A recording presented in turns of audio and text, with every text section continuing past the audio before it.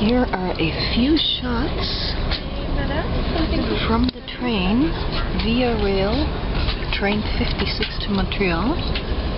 Leaving Union Station right now. I'm heading off on a 4-day trip to Montreal. Right now, February 18th to the 22nd, with a very, very extensive program.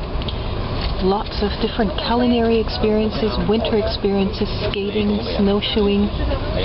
We're also going to spend some time in a spa, in an old ferry boat actually, so really unique environment, and you can see what's going on in Toronto here. Lots of construction, as you can imagine.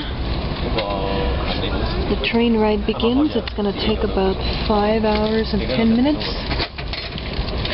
We're a little late departing, but now we're getting going. It's actually unusually warm right now in Toronto, about 9 degrees plus, which is highly unusual for Toronto. But Toronto is not quite as cold as some other places in Canada, so we usually have quite a bit of milder weather and less snow.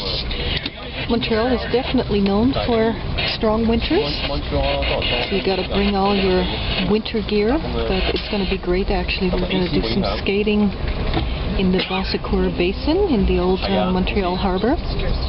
We're going to do some snowshoeing up on Mount Royal. So lots of outdoor activities in the city.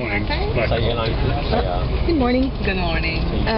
Do you have juice? Any chance? Yes, wonderful. Yes, so we're getting some orange juice right now. Here's the St. Lawrence Market here behind this building. And busy city, roughly 10 o'clock in the morning. Lots of cars lined up.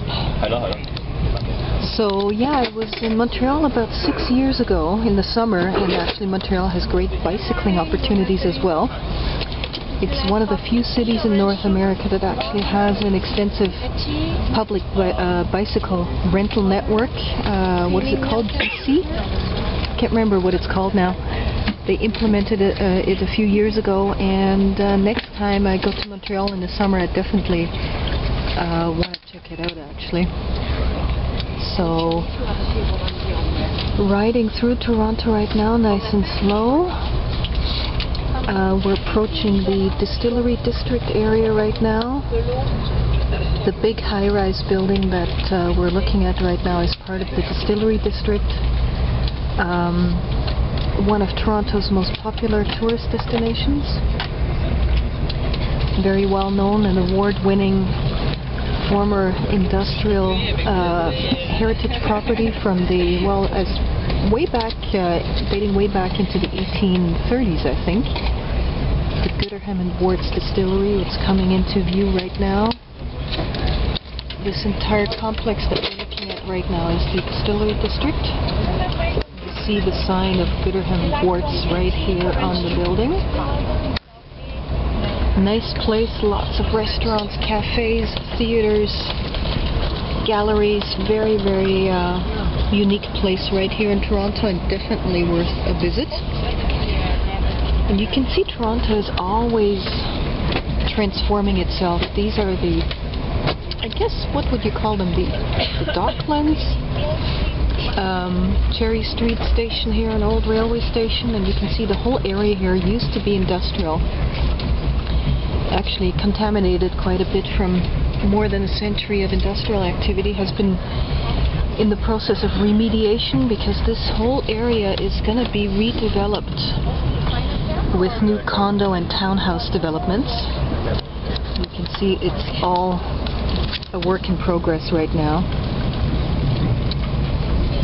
Next time I'm going by here, probably we'll have a huge subdivision of new funky loft-style buildings and townhouses and apartments.